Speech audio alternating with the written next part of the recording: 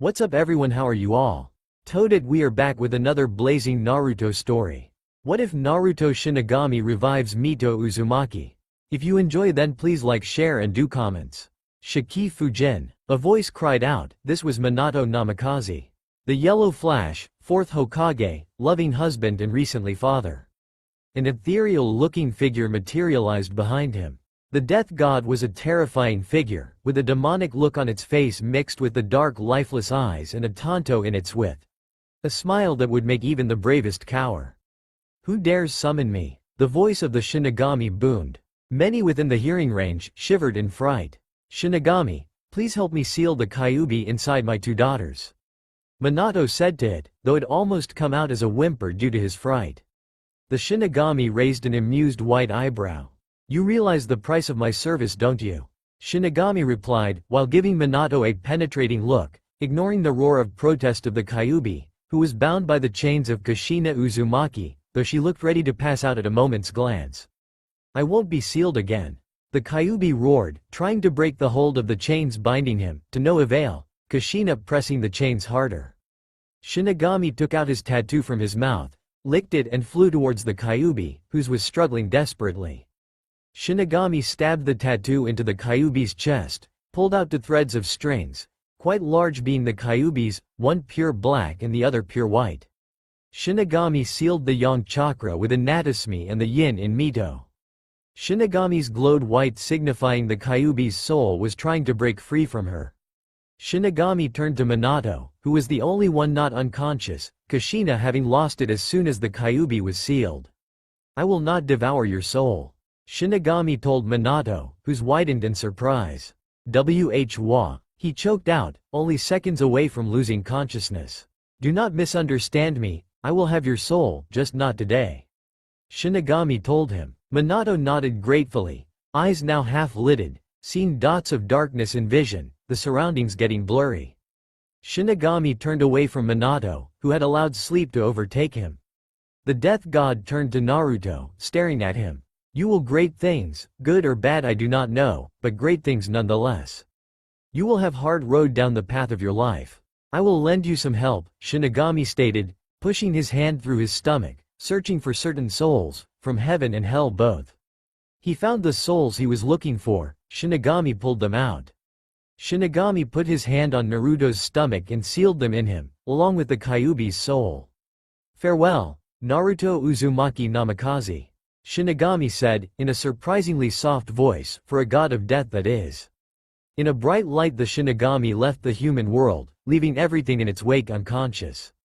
As soon as the barriers fell, the 3rd Hokage and the Anbu rushed to their aid.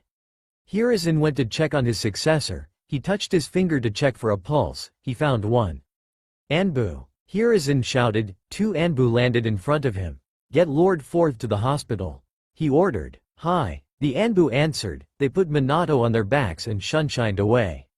Lord 3rd, Lady Kushina and the children are fine, but there are all sufferings from exhaustion. Inu, also known as Kakashi, told him. Get Kushina to the hospital and take care of the children, bear help him. Hiruzen ordered, shunshining away. 3 years later, we find 2 children, both redheads with the same round face, rosy lips and cute nose. The only difference was the eye color, while one, Natsumi, had violet eyes, the other, Mito, had a shade of blue mixed with specks of violet. Around them was a man with spiky long blonde hair and blue-eyed and a woman with red hair and violet eyes, like Mito. Mommy, Daddy, did you see that? They both said, bouncing up and down, pointing at the target they hit with a kunai. Yes, Natasumi, Mito, great job. Minato said with a grin, ruffling their hair, making the 3-year-old girls pout. Daddy. They both cried out, valiantly trying to fix their hair. Minato, stop messing with their hair. Kushina scolded Minato. After all, my babies did such a good job. She finished, hugging them both, Minato joining in. It was a perfect family, well almost perfect, if any of them saw the little blonde-haired boy with same blue eyes as his father, watching them from a window. Naruto sighed as he went back to the book he was reading. They always forget about me, he bitterly said to himself. He opened the book. Chakra Theory. How to unlock it. Naruto opened the book and started reading. Bring yourself to a happy place. Visualize a heart blessing or a flower opening for each of your chakras.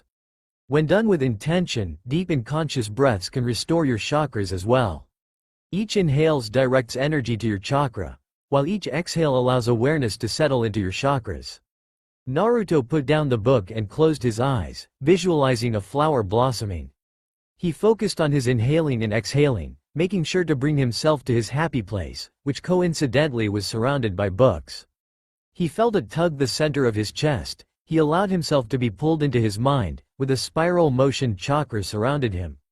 Naruto groaned as he opened his eyes. He was laying down in some sort of sewer. Picking himself up, he looked around. There was a path down the sewer. "Hello?" he asked, getting an answer, which surprised him greatly. "Come to me," a voice boomed. Picking up his courage, he walked towards the voice. For what felt like an eternity, he walked, until he reached a giant cage. "Ah, my jailer finally decides to visit me," the voice boomed. Looking up, Naruto came upon the image of a giant nine-tailed fox, with menacingly red eyes. "Kyuubi," Naruto breathed out, in awe and fear. "It looks like you recognize me," Kyuubi said amusedly, getting closer to the cage and putting his paws on it.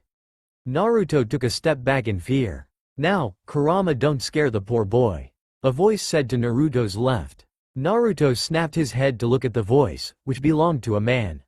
He wore a white, full-length kimono with a pattern of 6 black magatama around a high collar, beneath which he wore a necklace which was also made up of 6 black magatama. On the back of his kimono was a larger, black strange eye marking with a pattern of 9 magatama arranged in 3 rows of 3 beneath it. Who are you?" Naruto asked him. The man smiled gently at Naruto. "I am Hagoromo Otsutsuki. I am also known as the Sage of 6 Paths." Hagoromo answered, watching Naruto's eyes light up in recognition. "Are you really? I've read all about you. You founded ninjutsu. Were you really able to shatter mountains with a single jutsu? Can you really beat all the Biju at once? Can yo whoa, you got cool eyes." Naruto rambled. 2 chuckles filled the room. "Looks like you've got yourself an admirer, father," they both said amusedly. Naruto turned to them. One had long brown hair cut short on top, with 2 locks wrapped in bandages framing either side of his face. His eyebrows were cut short, a symbol of his nobility, and his eyes had markings around his eyes which were turned up at the corners. The other had short, spiky brown hair, 2 locks of which were wrapped in bandages framing either side of his face in a similar manner to his brother. He possessed stern facial features. "Sorry, who are you?" Naruto asked confusedly. The one with markings around his eyes introduced himself first. "My name is Indra Otsutsuki, son of the Sage of 6 Paths and founder of the Uchiha clan," Indra said, arrogantly. Naruto wondered if all Uchihas were like this. "My name is Ashura Otsutsuki, second son of the Sage of 6 Paths and founder of the Senju clan," Ashura said cheerfully, sticking his hand out for Naruto to shake, which Naruto took and shook.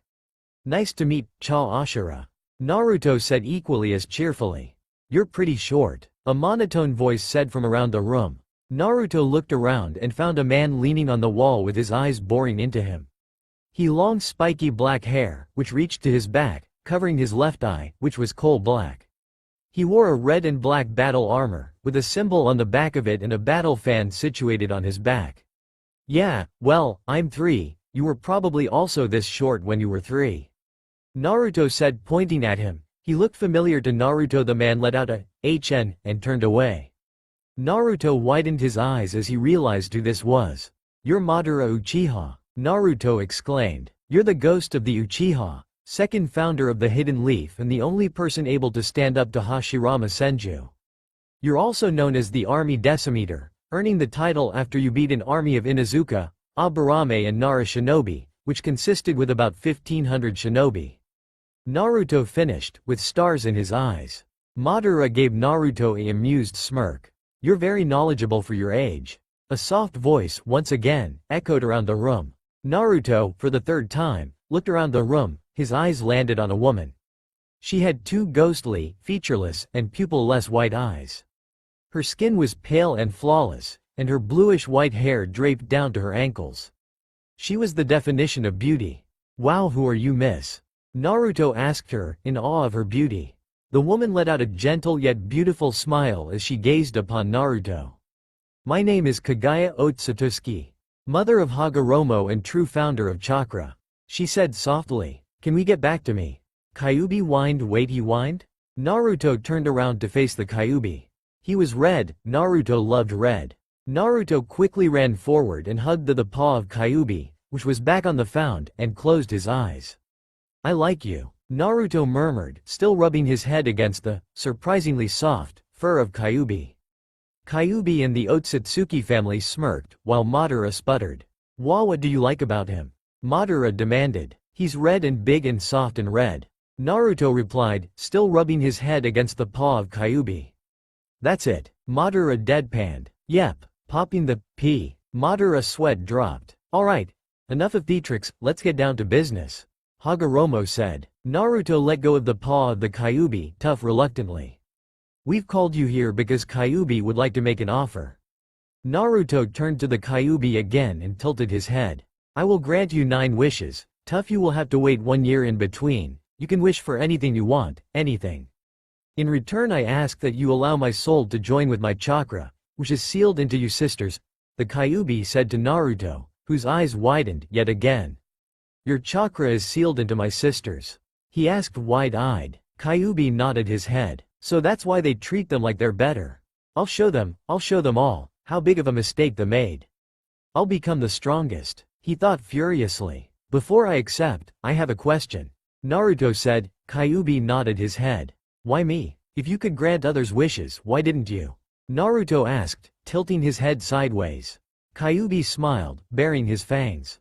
In normal circumstances, I wouldn't be able to grant you wishes, but for reasons you will find out on your own soon, Kyuubi answered. Naruto nodded his head in acceptance.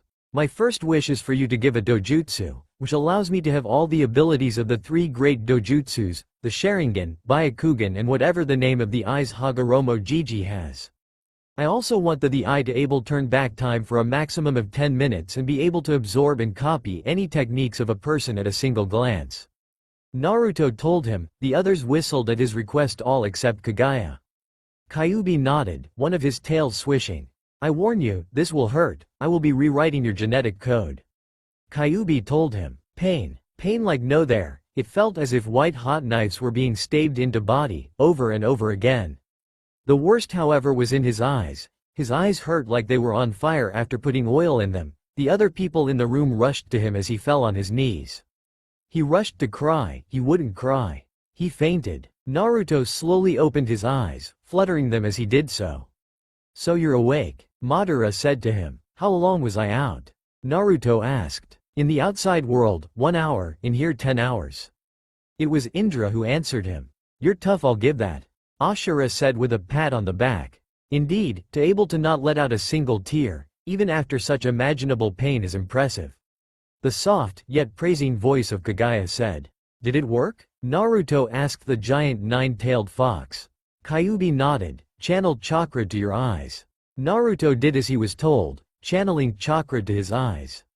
He felt a bit funny in the eyes. Opening them, he let a gasp. He could everything around him. He looked at Madara and saw his entire chakra pathways. Then he was bombarded with memories of jutsus that didn't belong to him. Hundreds upon hundreds of jutsus. He fell on his butt, his head hurting from the sudden memories intake. Naruto moaned in pain, holding his head. Kagaya seemed to notice as she put a hand on his head and the pain stopped.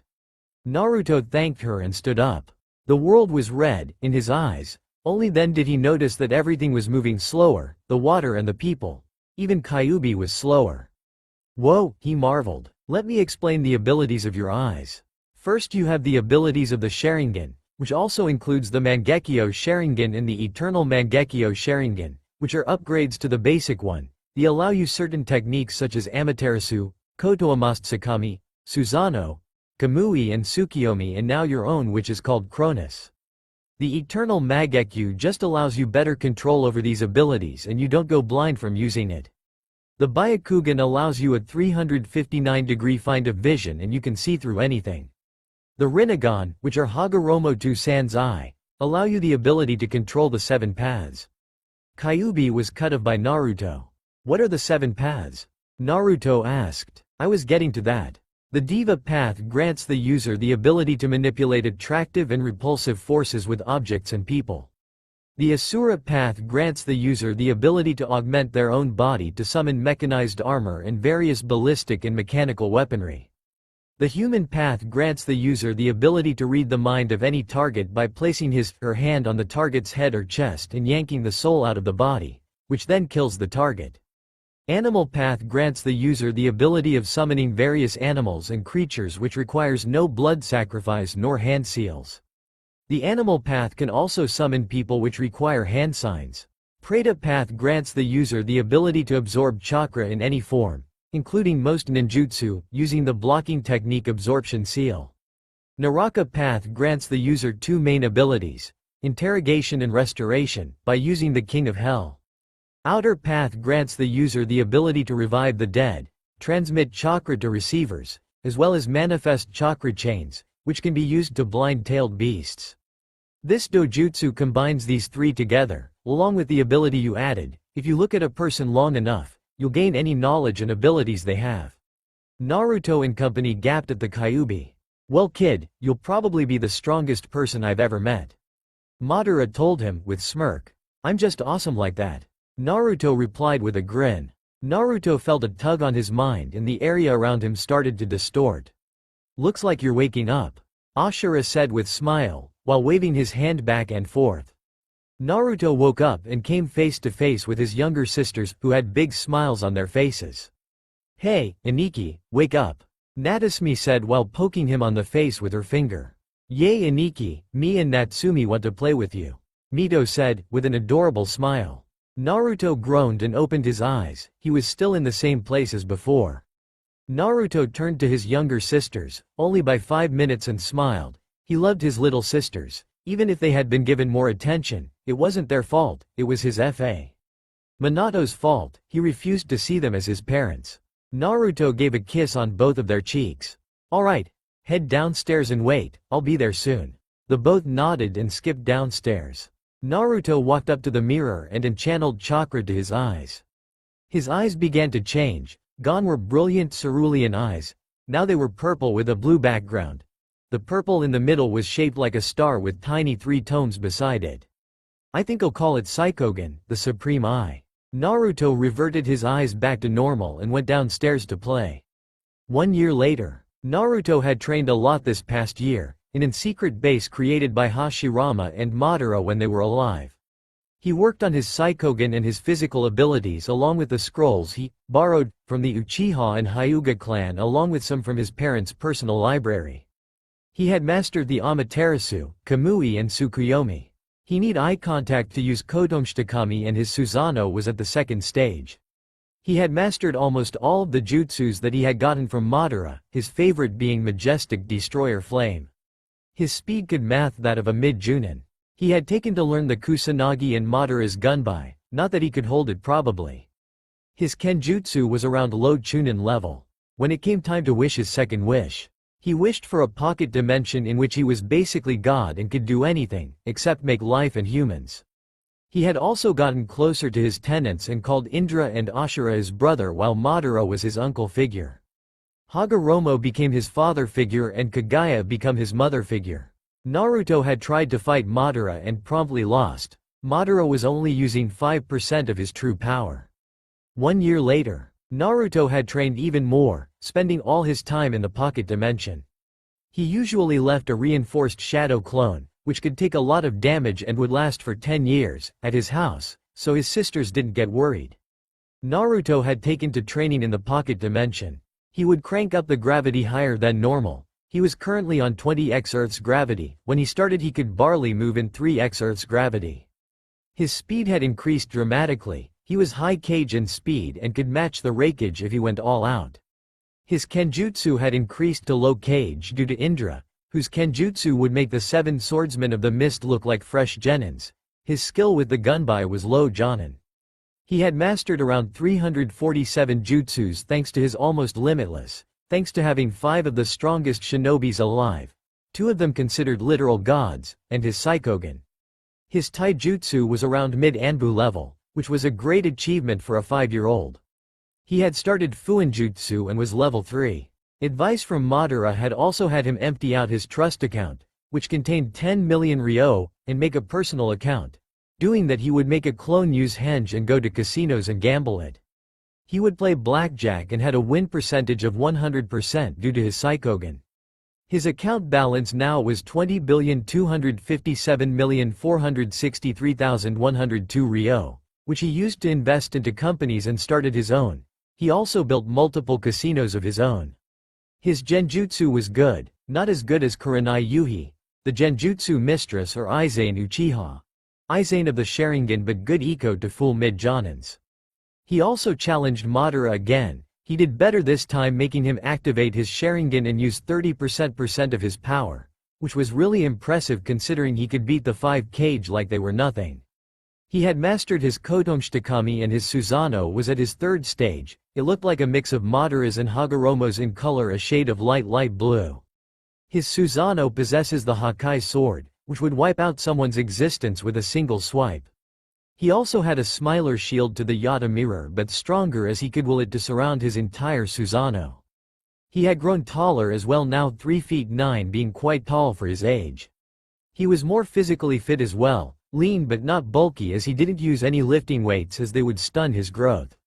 He had decided to grow out his hair as well, one of which fell over his right eye. He wanted to like Madara. When it came time for his second wish, he wished for all Kekkei Genkais. The pain he suffered from this was far greater than last time and had actually made him shed a few tears. He had been unconscious for 10 full days in the outside world. He woke up feeling very hungry and decided to start learning Fuinjutsu. 1 year later, Naruto had trained even harder than before and was proud to say he could take out 7 Kage level shinobi. He had increased the gravity to 50x Earth's gravity, making him move as fast as the Hirishin. His Taijutsu and Kenjutsu were both high Kage level, matching Might Guy and the 7 Swordsmen of the Mist. He still didn't stand a chance against Indra in Kenjutsu. Ashura, Hagoromo and Kagaya helped him with the Kekkei Genkais. Ashura helping him with his Mokuton. Hagoromo and Kagaya helping him with the others. He had sent clones to borrow some scrolls from the other villages. He had mastered his Psychogen, including all the abilities, his Susanoo having reached its perfect form. He had used the Kotoamatsukami to get the Daimyo under his influence. His account had been in the top 10 most richest in the elemental nation, just above the Uchiha, which was the 5th, and just below the other Daimyos.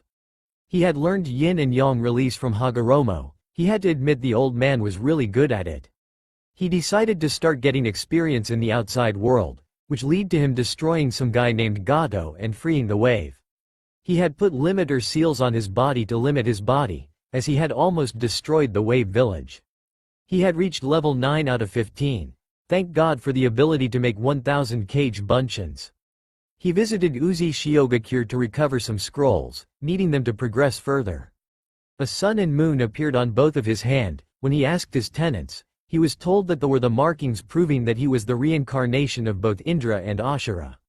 He had finally beaten Madara. After a battle which raged on for quite a bit, he had gotten the edge with his Mokuton, binding Madara. He tried fighting the others. Kagaya and Hagoromo had outright refused, stating he was not strong enough. He understood and tried to fight Ashura and Indra. He was beaten with them only using 10% of their power. He had learned to use his Ki or killing intent to his advantage. Right now he could match Madara, which would make the Kages weak in their legs and everyone else fall to the ground, in pain on unconscious. He had grown to about 4 feet 2 in height, spending all his time in the pocket dimension. He taken to dress like Madara, wearing the same style of armor, much to the approval of Madara and Indra, the dismay of Ashura and the indifference of Hagoromo and Kagaya. Though he didn't wear it everywhere, he kept it in a seal in his hand, which would activate when he pressed it. His hair had grown to his shoulder blades. For his 4th wish, he had wished for all the summoning contracts of the animals. Kyuubi had told him that he couldn't do that without the approval of said summon, but he had given him ability to summon a version of them, that he would control with his eyes, kind of like the animal path with the Rinnegan. 1 year later, Naruto didn't think he would have ever gotten as powerful as this. He was so fast that Madara couldn't see him and the others had problems seeing him.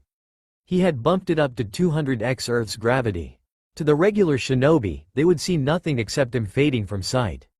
He had mastered over 2,000 ninjutsu, the highest ever recorded, not counting Hagoromo and Kagaya. His taijutsu would make Might Guy look like a civilian, and his kenjutsu was better than his mother, who was considered the greatest swordsman alive, not including Indra. Speaking of which, Naruto had finally been able to last in a battle with him using only kenjutsu. He had mastered all his Keki Genkais. He was still not on par with Ashura but could beat Hashirama using his Mokuton. He had trained his genjutsu to a point where no one had ever reached, not even his tenants. How, you may ask? How could Naruto achieve such chakra control with his massive reserves comparable to the Hachibi without his tenants' help? That's easy, 2 words. Shadow clones. Naruto had created 5,000 shadow clones every day for each year, just for his chakra control. He had become a level 15 seal master, and using his notes on the demon dead consuming seal, placed on him by the Shinigami, had found a way to release Kyuubi without killing himself in the process. He had done some more borrowing and got the scroll of secrets from his father.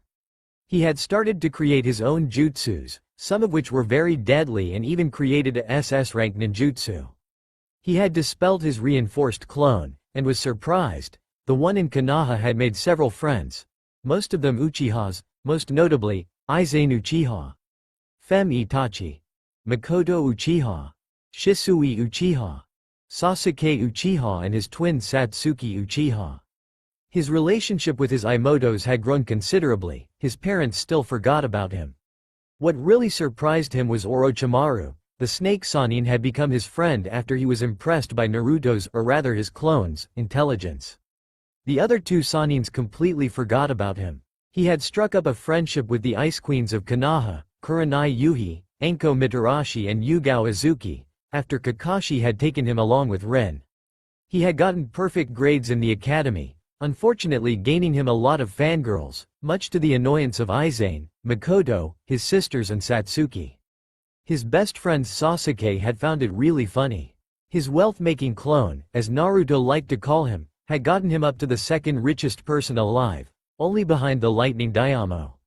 Back to his report. He had mastered all the elements to the point where his fire was white. He could make water from thin air, use lightning from the clouds, control wind with just a thought, and split the ground in half with just a tap of his foot. He had also beat Indra and Ashura. It was easier than he expected. When he asked them how, they explained to him that he was too fast and a very overpowered dojutsu. He still couldn't beat Indra in a kenjutsu battle, much to Naruto's dissatisfaction. He had made several contracts with multiple summons. The dragons, the ravens, the tigers, the foxes, the salamanders, the basilisks, and the phoenixes. He had gotten taller, again, now standing at 4 feet 5. His hair reaching beyond his shoulder blades, looking like a younger version of Madara with the armor. He had also participated in, and won, the civil war in Kiri. Why, you may ask?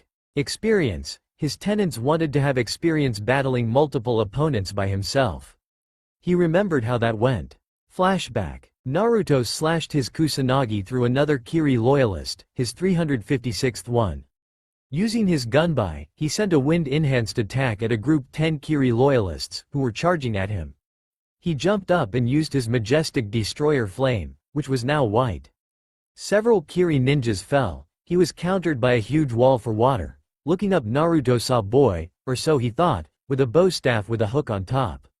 He had pink eyes. Naruto's sweat dropped. What boy had pink eyes, brown hair, and strange blue and green clothing? He had weird chakra to him. Jinchuriki, Naruto thought. Judging by his skill with the bow staff and his skill with water, strong enough to counter his white flames, he guessed he was also the Mizukage. Jumping back, Naruto went through a single hand seal and shot a giant water dragon at him, which formed from around the war zone. The dragon sped towards the Mizukage, who countered it with his own. The Mizukage leapt at him with mid-cage speeds, which was slow motion for Naruto, intending to punch him. Naruto easily caught the punch. The boy tired a roundhouse kick, which Naruto dodged and retaliated with a kick to his stomach, sending him flying. The boy landed on his feet, slightly out of breath from the kick. He growled at Naruto, hand pointed his bow staff at him. Water from all directions came flying at Naruto. Naruto, faster than the naked eye could see, disappeared from his spot and came behind the boy, kicking him in the head. The boy was sent flying from the kick and into a rock, destroying it in the process. The boy got to his feet and let out a primal roar. He began changing, red demonic chakras surrounded him, getting on all fours. 3 tails appeared behind him, his face also changed, looking more like a turtle. Naruto closed his eyes and tried something he had been working on with the dragons. He began to draw in natural energy. Markings started appearing around his eyes, blue lines going straight down the side of his face. Opening his eyes, he did it. Dragon Sage Mode. The turtle gave out another roar, which was silenced as Naruto kicked him again. The beast began furiously swiping at Naruto with his demonic claws. Naruto easily dodged them and punched the turtle in the stomach, making him fly away a few feet. Naruto created a Rasengan in his hand and mixed his Dragon Sage Mode with it.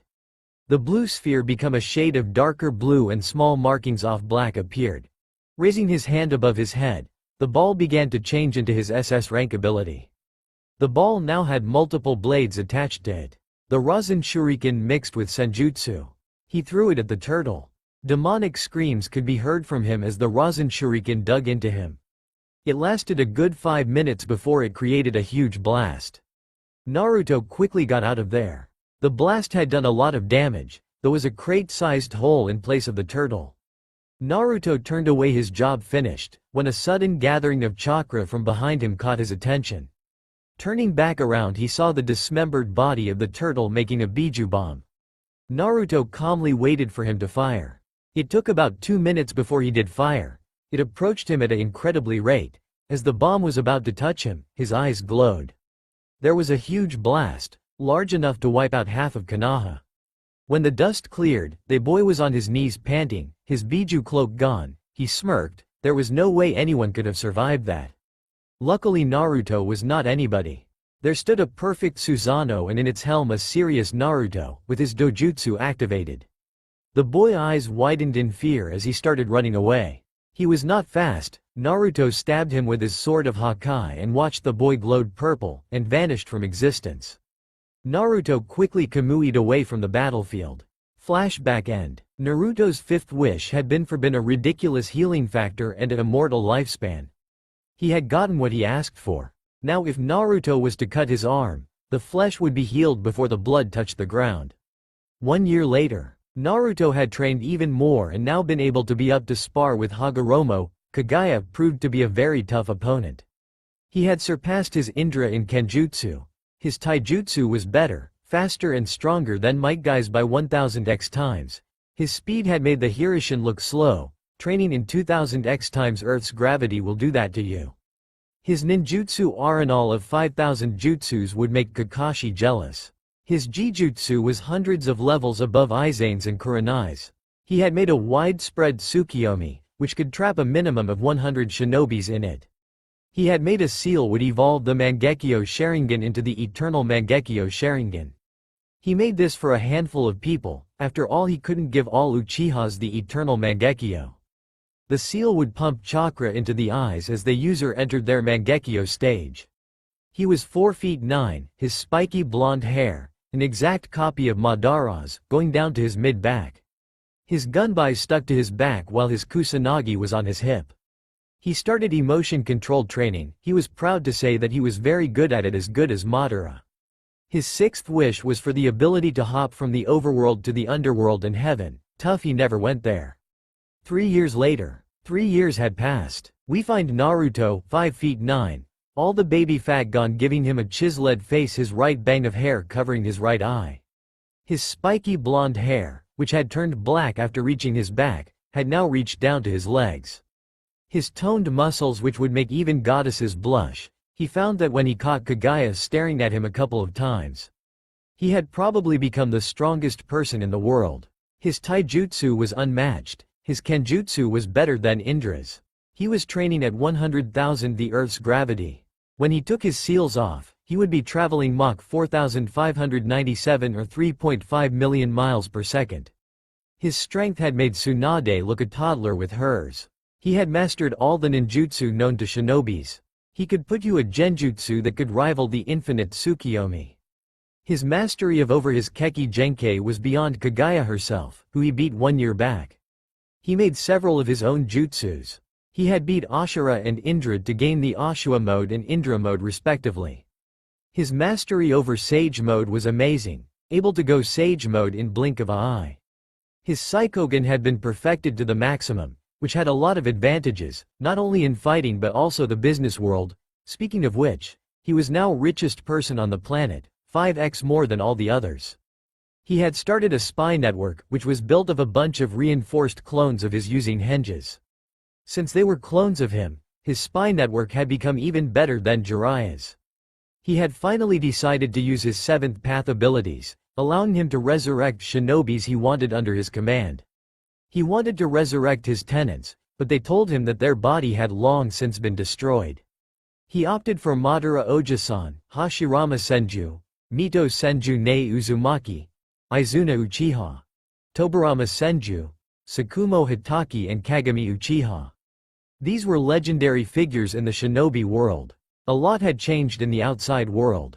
He had found out that his sisters, Satsuki, Izane, Makoto, the Ice Queens, Rin and half of the female population had a crush on him. He didn't mind after all there were no genetic problems caused by incest, seeing that most of clans did it regularly, most notably Uchiha and Hyuga. He needed multiple wives due to being the clan heir of 2 dead clans. Today was the day for his last wish. For his 7th he had asked Kyuubi to make his Kusanagi and Gunbai the strongest in the universe. Kyuubi had transfigured his Kusanagi and Gunbai to plasteel, a metal that was unbreakable and lighter than a feather. His 8th wish had been for Naruto to have the same amount of chakra that the 9 tails had. His wish had been granted. It was time to go and wish for his last wish. Naruto willed himself into his mindscape. It had changed since 9 years ago, where there was once a sewer, now was replaced by a beautiful forest with mountains and green everywhere, a waterfall off to the side and a 3-story house in the middle. Naruto closed his eyes sensing for Kyuubi, sensing him couple miles out. Using a fraction of his speed he arrived to see a sleeping Kyuubi. "Oi Kyuubi, wake up," Naruto said, poking him with a stick. "Where did he get a tick from? Oh right, creation of all things. Grr, damn brat," Kyuubi said as he stretched his limbs and opened his eyes. "Is it time for your last wish already?" Kyuubi asked. Naruto nodded. "Yes, now come on, I have my last wish ready," Naruto said enthusiastically. Kyuubi focused his eyes and his tail began to glow. "Alright brat, state your wish," Kyuubi told him. "My wish is to be able to have the chakra of all the Biju inside me," Naruto said with a grin. "Brat, I can't give you the original chakras, but I can give you a copy of ours. It will still be same in power but not the original," Kyuubi told him. Naruto nodded his head in acceptance and waited for Kyuubi. Kyuubi's tail glowed before Naruto felt additional presences in his body. It stopped as soon as it began. "What happened?" Naruto asked. "Before I complete my side of the deal, you complete yours," Kyuubi told him. Naruto sighed and lifted up his armor, showing the seal on his stomach. Each of his fingertips glowed with chakra. He put each of them on a seal and twisted them. The demon dead consuming seal undid itself. Kyuubi felt a pressure on its shoulder lift. He grinned. "Alright brat, here's your last wish." His tail glowed again before there 9 very loud thuds behind him. The original Kyuubi disappeared, most likely going to join his chakra. Naruto looked at the humongous beasts in front of him. There was the 1-tailed raccoon, the 2-tailed cat, the 3-tailed turtle, the 4-tailed monkey, the 5-tailed goat, the 6-tailed slug, the 7-tailed bug, the 8-tailed octopus and the 9-tailed fox. "Where are we?" the Ichibi asked. "You're in my mindscape," Naruto told them. "Why are we in your mindscape? I swear I was just with my host," Nibi asked him. "Well, I think Fuzzball over there can explain to you." Naruto pointed at Kyuubi, who growled while the others snickered. "This brat was allowed 9 wishes from me. I gave him the wishes so that my soul, which was sealed in him, could be released and join up with my chakra. His last wish was to have the chakra of all 9 Biju-s. Well, I couldn't just force you to come here, so I made clone of all our chakras containing all our memories and transported them here," Kyuubi told them. "Why did you want our chakra?" Hachibi asked. "Well, I've heard that the Bijus have some sort of transformation that their Jinchurikis can access," Naruto said to them. The Biju chuckled. "Sorry to tell you kid, only Kurama there has a true Biju cloak. Ours are just yokai that surrounds our host's body." Sanbi told him. Well, I guess now that you're all here, there's no point to leave. Hagoromo's voice said from behind Naruto. To-san? All the Biju, except Kyuubi, said. Hagoromo chuckled. Well, it looks like a family reunion is in order. He said amused. Hey old man, where's Kagaya-chan and Ashura-ni and Indra-ni? Naruto greeted her and asked him. Kagaya is taking a shower, Ashura and Indra are sleeping. Hagoromo answered. Wait, grandmother and Ashura and Indra are here too. Yanbi said. Hagoromo nodded, while the others Biju looked beyond happy. Well, let's start with introduction. I'm Kakuo, Gobi said. I'm Shukaku. Shukaku said. I'm Matabi. Matabi said. I'm Isobu. Isobu said. I'm Son Goku. Son Goku said. As I already said, I'm Kakuo.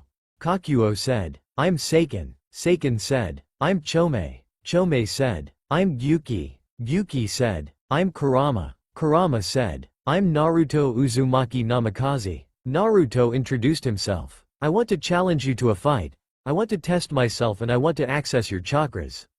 He said to them. The Biju, excluding Kurama, smirked as much as Bijus can, thinking that he was being overconfident, would take the chance to beat it out of him. They jumped back and waited for Naruto to start. Naruto smirked, releasing 10% of his power, overpowering the Bijus, who didn't seem to notice. He makes 500 cage bunchins and made them all activate humanoid Susanos, making sure to deactivate the Hakai effect, not to wipe them from existence. They rush from their spots and attack the Biju. The Biju tried to stop them with their abilities. The clones, after putting a good fight, finally poofed away. Naruto took out his gunbai, rushing Shukaku and hitting him straight on the head, throwing him back. The other Biju, shocked at his strength, stared dumbfounded at the display. Shukaku was defeated in one hit. By a 12-year-old. Naruto made water appear from the atmosphere, taking shape of a 60-feet dragon. The dragon rushed Matabi, who used her blue flames to counter. The blue flames quickly dispatched of the dragon. The fire made his way to Naruto, who put his speed up Mach 13 and appeared behind Matabi, who was shocked at the speed, used Rasengan fused with water and shoved it into her, knocking her out. Isobu summoned water and shot it at Naruto. Naruto jumped back and dodged it, backflipping all the way. Naruto jumped up in the air and made a single hand sign, shooting his hand forward. Lightning came out of his hand and connected with water, shocking Isobu and making him stop his water. Naruto taking out his Kusanagi, powering it with red lightning and rushed Isobu, stabbing him on the shell. Isobu smirked, his shell was stronger than any metal on earth, or so he thought. Naruto's Kusanagi ripped through his shell and shocked him with his red lightning. Son Goku spat out lava balls at Naruto, who just dodged them. Naruto made a single hand seal and made ice spikes appear from the ground and stabbed Son Goku, who screamed out in pain. Son Goku got out of the spikes and stomped his foot in the ground. Lava broke out from the ground and surrounded Naruto, who used his Psychogen, turning back time 1 minuet before the lava hit him. Son Goku was about to stomp on the ground. Naruto, going up to Mach 15, made a giant fist of ice and hit Son Goku, knocking him out cold. Kakuo let out a steam of corrosive acid and sent it at Naruto. Naruto countered with a blast of wind. Naruto made a clone and sent it at Kakuo, who surrounded himself in the acid mist, killing the clone on impact. Naruto teleported above Kakuo and formed a Rasen Shuriken and shot it at Kakuo, who watched helpless as it sped to him. Kakuo was hit with by it and knocked out. Naruto looked at the remaining Biju and smirked, a smirk so similar to Madara, at their scared and shocked looks, cracking his knuckles, making the Bijus sweat. 10 minuets later, Naruto was back in the outside world, after beating the shit out of the tailed beasts. Naruto closed his eyes and felt a pull on his chest, releasing the pressure. He glowed and erupted in golden flames, but certain features are consistent across his forms. 2 horns on their head, 6 Magatama markings around their neck, some sort of prominent circular, swirled design over their stomach, and various other lines extending along their body. Like all Jinchuriki's transformations, the user's physical abilities are enhanced while the mode is active, with greater enhancements coming from using more of the 9 Tails chakra. While using just the basic 9 Tails chakra mode, Naruto felt his max speed and strength increase 10x. Naruto released all his seals and started going his full speed. Naruto's surroundings started to distort as he sped. He ran for 2 minuets before he came to a stop. Looking around, he was in some kind of town. He sensed a presence behind him. Turning around, he came face to face with a girl. She was a petite girl with white hair and gold eyes and cat ears? "Hello," she said in a voice devoid of emotion. Naruto was impressed. This girl knew how to mask her emotions well. No way near Aizane's or his for that matter, but good enough where he could only make out the curiosity and nervousness. Naruto turned off his Biju cloak mode and took in his surroundings. He was in a city, more advanced he had seen. There were buildings and skyscrapers, a bunch of shops and a lot of people. Some were grocery shopping, some were in weird metal tubes, and some were walking down the streets. Naruto turned back to the cat girl. Do you know where we are?" Naruto asked, scratching the back of his head, while subtly casting a genjutsu to shorten his hair and hide his eyes. Naruto sensed a familiar feeling from the girl. Closing his eyes, he felt senjutsu? The girl didn't like she was trying to use senjutsu. A natural senjutsu gatherer perhaps. It was unheard of but not impossible. "We're currently in Kuo town," she said in a monotone voice. Naruto caught the disbelief in her voice. The girl tilted her head and looked at him curiously. Naruto thought she looked really cute. She didn't have the biggest bust, but the clothing she was wearing hugged her figure very nicely. "Are you new around here?" she asked, for the first time, letting emotion show in her voice, genuine curiosity. Naruto disapproved. "You never wanted to give any information to strangers. You either show no emotion, like she did at first, or put on a facade, like he did all the time." "Yes, you could say that," Naruto answered vaguely. The girl frowned but decided to drop it and let him keep his secrets. "I see. Will you be joining Kuo Academy?" she asked again. "Kuo Academy? What the hell was that?" "What's that?" Naruto asked her. She looked quite abashed. Kuo Academy is the top school in Japan. It's a private school that has trained some of the best in the country, she said pridefully, before regaining her emotionless facade. "Japan? Where was that?" "I see. Could you tell me the date, Mrs.?" he asked her. She blinked. "Kaneko." She told him her name. "The date is January 12, 2018. She told him. Naruto's eyes widened. This couldn't be possible. Last time he checked, the date was year 645. Had he run so fast that he broke the time barrier? Naruto quickly regained his composure. "I'm new here. Do you think you could give me a tour?" Naruto asked Kaneko politely. Kaneko seemed in thought for a moment, her eyebrow knitted up and her lips sticking out, making her look even more adorable. "All right, follow me," she replied, nodding her head. They walked for a while, passing buildings and stores. Naruto looked around at his surroundings and took everything in. Deciding to get to know Kaneko better, he started a conversation with her. "So, let's get to know each other better, likes, dislikes, hobbies." "I'll go first. Naruto Uzumaki Namikaze. I like my friends and training. I dislike rapists, perverts, people who find annoying, and fangirls," he said with a shudder. He continued. "My hobbies are training." Naruto finished. Kaneko Taju. "I like my friends and sweets. I dislike perverts and issei. My hobbies are eating treats," she said to him. Naruto used his creation of all things and created a cupcake for her. Naruto presented it to her with a smile. Kaneko's eyes lit up. She grabbed the cupcake and ate it, giving Naruto a smile, which made her look so adorable that Naruto squealed. "So, who's this issei character you dislike?" Naruto questioned her. Kaneko swallowed and answered. "He's the biggest pervert in Kuo Academy. He's a member of the perverted trio, whose dreams are to be harem kings. They bother me often, trying to see up my skirt." She finished with dislike in her voice. Naruto opted for a look of disgust. He had no problem with a harem, but to have it be your dream. "Oh, yeah, what is Kuo Academy? I don't know much about it."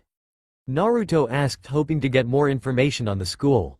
Kaneko nodded. Kuo Academy is the high school in Japan. It was a all-girls school before it was made a mixed school. The vast population of the school is female, due to it being an all-girls school before. There are several clubs, the student council, the tennis club and the dodgeball club to name a few. I'm part of a club called the Occult Research Club. The other members are Rias Gremory, Akano Himejima, Kiba Yuto. You can tell what the purpose of our club is from the name. Kaneko explained. Naruto nodded. "Will you be joining the academy?" she asked, turning head towards him and tilting it. Naruto thought for a moment. It would do him a great deal to go to the academy, you could learn a lot. He wasn't old enough, but he could pass as an high school student standing at 5 feet 9. Yes, I will, he answered. Naruto and Kaneko continued with their tour of the city. They talked about many things. When he asked about her senjutsu, she froze and her face took on a look of fear. She started backing away. He quickly disarmed the situation by explaining that he was master of senjutsu and that's why he could feel her. Kaneko calmed down but was still tense. She asked if he was a devil. The question confused him. He'd told her that he was human and asked what a devil was. She explained to him the system of devils, fallen angels and angels, explaining to him that sooner or later he would be hunted down by the fallen angels due to his mastery of senjutsu and his immense power she could feel. Naruto learned the advantages being a devil. Higher durability, increased speed, not that he needed considering how fast he already was, increased strength and a lifespan and longevity lasting multiple millenniums. Naruto was interested, being a devil had a lot of perks. Their tour was however cut off by a boy. He was a handsome young man with short blonde hair, gray eyes and a mole underneath his left eye. He told her that Bucko was calling a meeting and he was here to get Kaneko. Naruto guessed this was Kiba Yuto. I'm sorry, I don't recognize you, Kiba said to Naruto with an in-thought look. Ah, you wouldn't. I'm new here, the name is Naruto Uzumaki Namikaze, Naruto said holding out his hand. Kiba shook it and smiled at Naruto. I'm Kiba Yuto, a fellow school and club mate of Kaneko. I'm afraid we will have to cut this short, he said apologetically. Naruto waved him off. Naruto used creation of all things to create a box of cookies for Kaneko, who happily accepted. Kiba and Kaneko rushed off into the direction of the academy. Naruto realized that in order to attend school he needed money. He decided to go to the bank, sulking slightly that he wasn't able to access the money he had accumulated in his previous life was all gone, or so he thought. His tenants probably noticed his mood and kept quiet. Wait a minuet. His tenants were never this quiet. Naruto entered his mindscape. It was empty. There was not a single person. Indra and Ashura, gone. Hagoromo and Kagaya, gone. The tailed beasts, gone. Their chakra was still there. Naruto could feel it in his body. Speaking of his chakra, it was bigger than ever before, it felt limitless. This couldn't be right, he'd only felt like this when he was using his tenants' chakras. Naruto's eyes widened in realization. He'd absorbed them. When he broke the time barrier he was only stay intact due to his regenerative ability. His body however was still being damaged. One does not break the time barrier without consequences. His tenants probably merged themselves with him in order to keep him alive. That also didn't make sense. How did anything other than a being of pure energy not kill him? Suddenly he came to another realization: he was the Jubi. They had all merged together to make the Jubi, the only true being of pure energy. Being its Jinchuriki meant that he had still some other pure energy, but Naruto wasn't the Jinchuriki, he absorbed the Jubi, making him a pseudo-pure being of energy. Naruto cursed, he'd absorbed the people he saw as his family. Naruto quickly exited his mindscape, not even a minuet passing outside, not noticing the presence in the corner of his mind, and continued walking down the street to the bank. He finally found the bank he was looking for and went inside. The inside of the bank was all white, there was a marble floor, there was multiple desks, which sat the bank tellers. He walked and waited in line. Naruto waited in line till it was his turn. He didn't have to wait long. He went up to the desk. How may I h? The bank teller was cut off by Naruto. Yumi, Kotoa Matsukami, Naruto whispered, activating his Psychogen. Yumi was a genjutsu that could rival the infinite Tsukuyomi, considering the fact that it was based on it. Yumi, which literally translated to dream, puts the user in a dream of their favor. The user has no way of getting out of it since they didn't know they were dreaming and, in this world, lacked the chakra to fight it. The only problem was that he could only, as of right now, put 10,000 people in it. The Kotoa Matsukami was overcharged so that Naruto was totally in control of her mind and the bank teller would have no memory of this.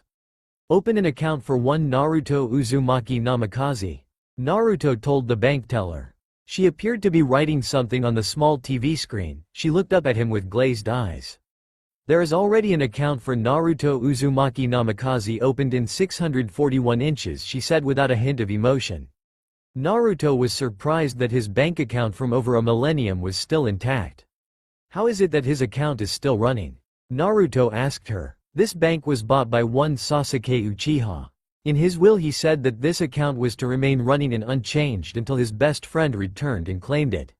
She told, again without a hint of emotion. Naruto was touched that Sasuke was willing to go so far for him. I would like to access the account. Naruto told her. She looked up at him. I'm afraid I can't let you access the account seeing that it has not opened for anyone that Sasuke Uchiha said was not him. She spoke. Naruto's mind was going light speed. Seals, was the conclusion he came to. Please lead me to it. Naruto told her. She got up and headed for a back door. Naruto turned around to the entrance and cast a genjutsu that would anyone put in Yumi. Naruto jumped over the desk and followed the bank teller. They went down many rooms. They were filled with boxes of steel and Naruto assumed they had money in them. As they went down lower and lower the boxes seemed to get bigger. They walked down the 34th floor and Naruto came face to face with a giant vault door. Yep, it was a vault of his time for sure. Naruto walked up the door and smeared some blood on it. The vault shook for a moment and swung open. Naruto knew he was rich, but being this rich should be illegal. The vault 45 feet long in height and 30 feet wide, and it looked like it went on for miles. The room was filled to the brim with ryo, jewels and other precious items. Naruto asked if they had some device that allowed him to purchase anything he desired, should he have enough money in the vault. Naruto gave her access through the seals that had bind themselves to him as soon as he was able to open the door. Naruto followed the bank teller upstairs. She explained many things to him as they walked. Naruto knew this town was once Konohagakure and was renamed after it was destroyed in a war.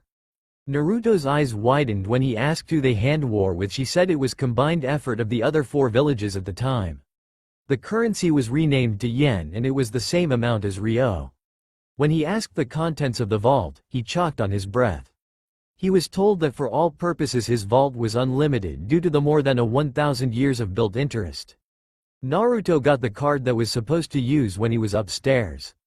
He gave her specific instructions of what to do with the bank statements. Naruto also ordered her to continue her job as usual. Naruto released the people inside from Yumi and he immediately felt an energy signature.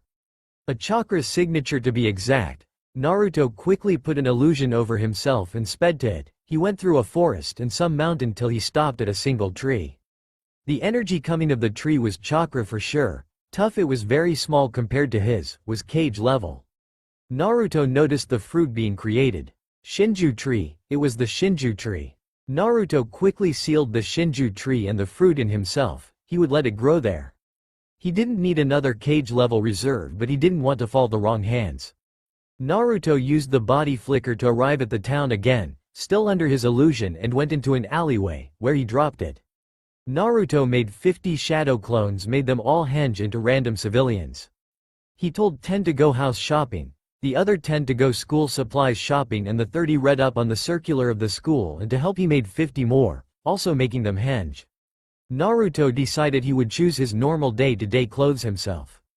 He walked around a few stores, he stopped at a store called Pineapple Technology and went inside. Naruto read up on the technology, apparently called phones, and bought them along with a pair of wireless headphones, something used to transfer sound from the device to the headphones. Naruto exited the store and went to a store called the Juuchi store. It was filled with expensive clothing. Naruto bought out the entire store and continued on with his day, ignoring the jaw-dropped reaction of the people around him. Naruto continued on with his day, sealing all his stuff into a scroll on his wrist, and explored the city. It was 6 hours later that we find an exhausted Naruto sitting on a bench waiting for his clones to dispel. He wasn't physically exhausted. Naruto didn't know if that was even possible. He was mentally exhausted from all the shopping. All of Naruto's clones dispelled. Naruto gained memories of buying a mansion as big as the ones the daimyos had. Naruto had sweat drop at his clone's choice of house. He had learned all about phones, laptops, and all kinds of technology. He learned about cars and other automobiles, speaking of which his clone had bought one and it was at his house. He had gained 17 years of knowledge on math, science, English and other subjects. Naruto made his way over to his house. He went down many streets slowly before he decided to book it and get home as quickly as possible. He arrived at a house that took up an entire block. It was 5 stories. It was made from a rich dark wood plated on the outside door, and the house texture was a dark red and the outside was quite appealing. In the backyard he could see a large pool. Naruto opened the door, using the key that was under the mattress, and went inside. The house was filled with furniture fit for a daimyo. It had 27 bedrooms and 25 bathrooms.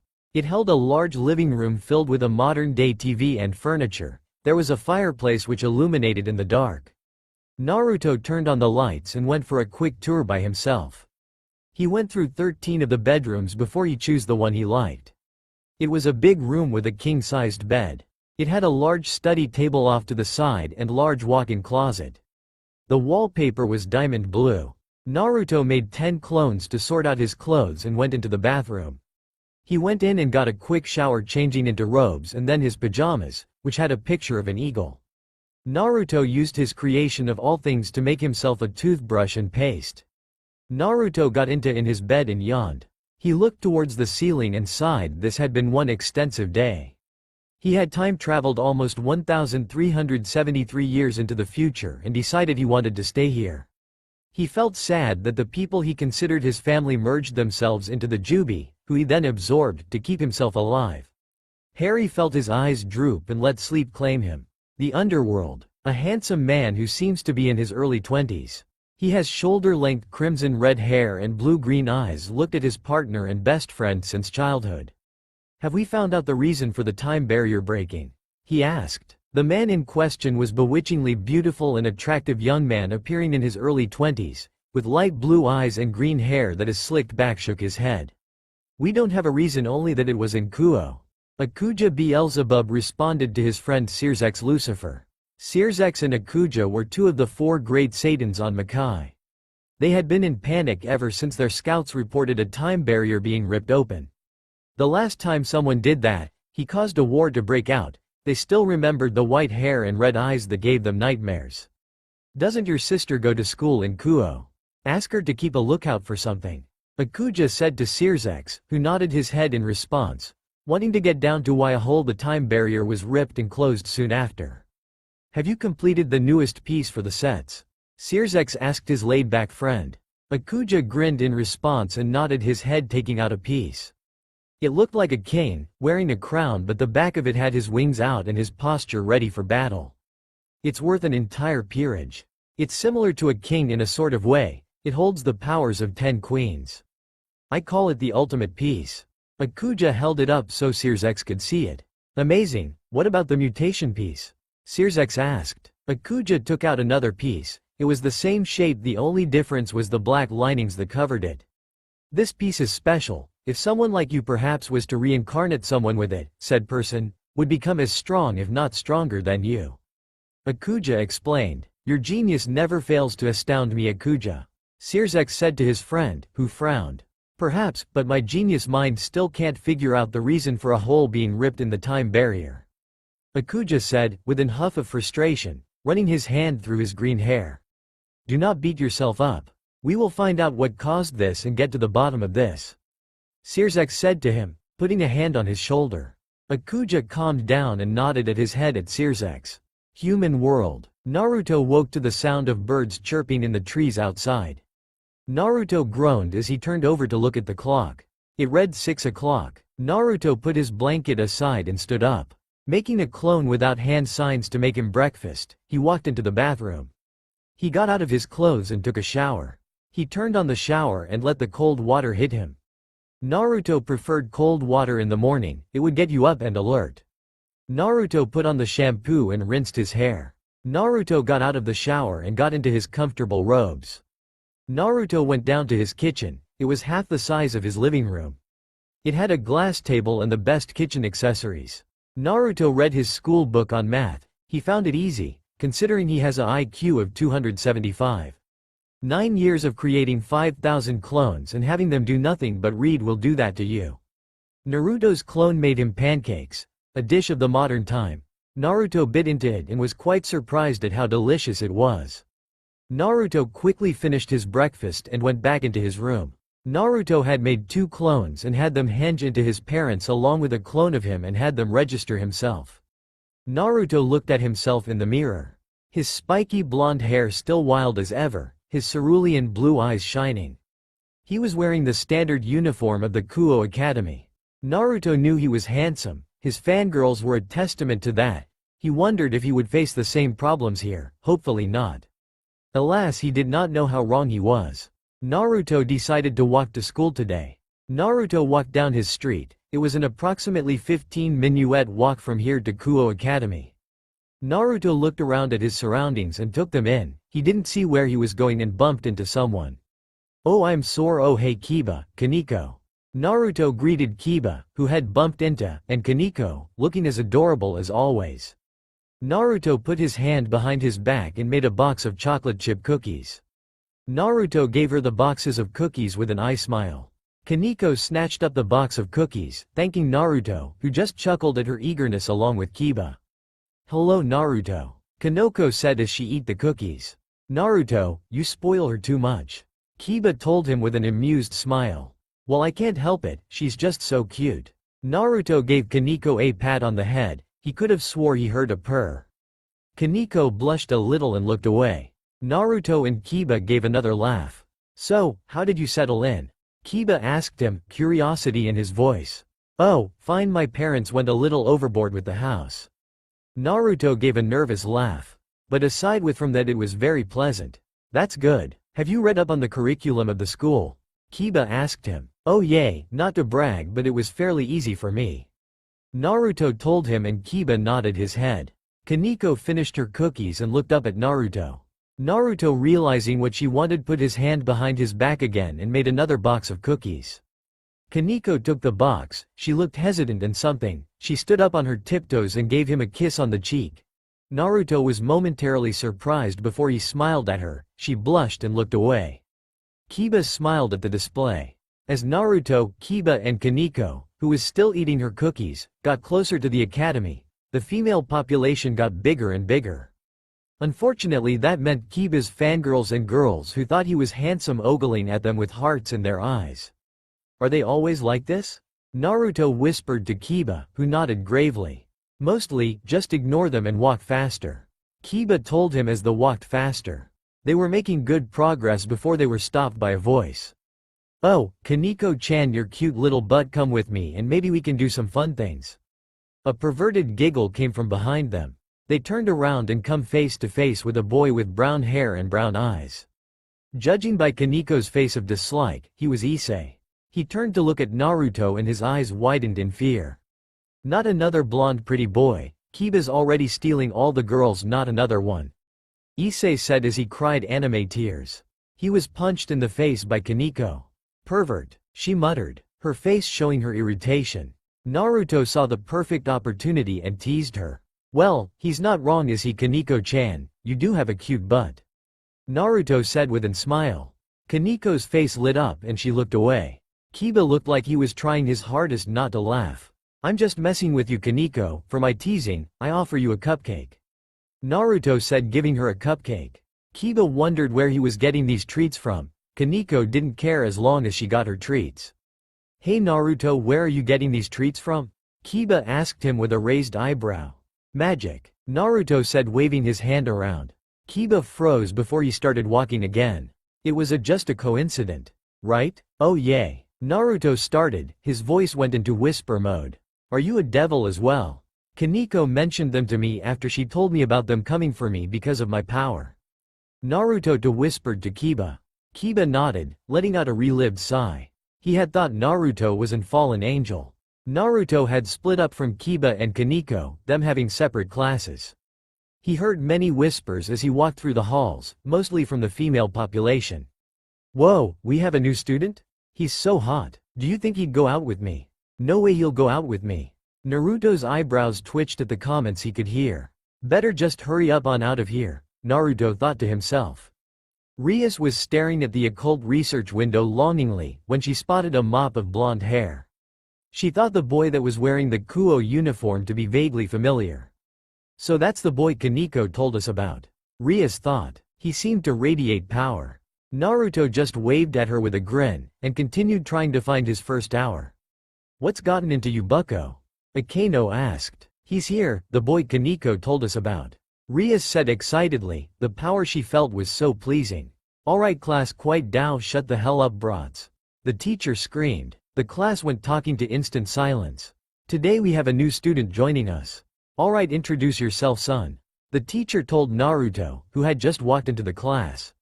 "No problem. Hello everyone. My name is Naruto Uzumaki Namikaze. I like my friends, Kaneko-chan's adorable face, and I dislike perverts, and my dream is to be known around the world," Naruto said politely and with a smile that made the female population's heart flutter. "I have a question." A girl raised her hand in the air. Naruto looked at her curiously. "Yes?" Naruto asked her, raising a single eyebrow. "Are you single?" the girl asked. Several other females looked quite eager at that question. "Yes," Naruto finally replied after blinking a couple of times in disbelief. "Will you go out with me?" "No way he's going out with me, you slut. Both of you are wrong, he's going out with me." "No, he's going out with me." "Shut up. Go sit next to Rias Gremory, raise your hand," the teacher said to Naruto. Rias Gremory raised her hand. Naruto was momentarily stunned by her beauty. She had crimson red hair, more beautiful than his mother's, beautiful bluish-green eyes and buxom figure, which would make Tsunade jealous, and the uniform hugged her body nicely.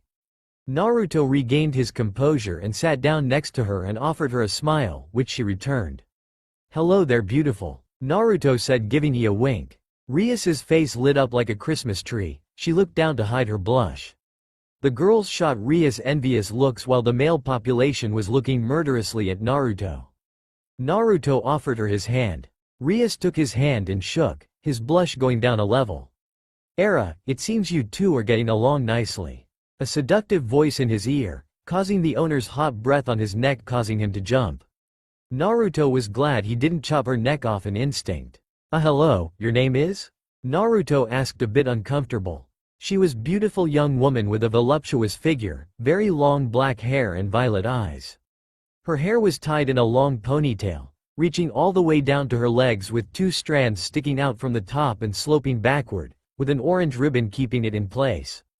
"Akeno Himejima, such a nice body you have there, Naruto-kun tilde," Akeno said in a seductive tone.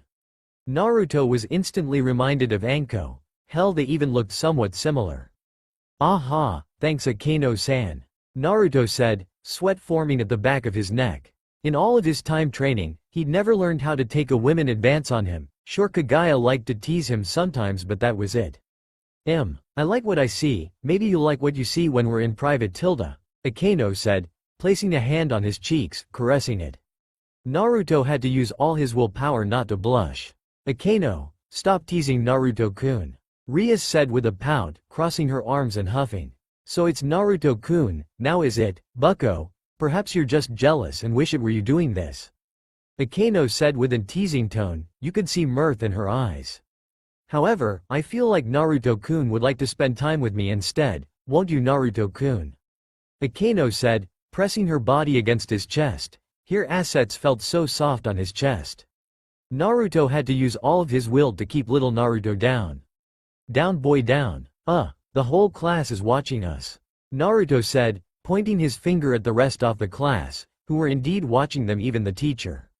The boys were glaring at Naruto, some were crying anime tears at how Naruto got the attention of not one but both of the queens of Kuo.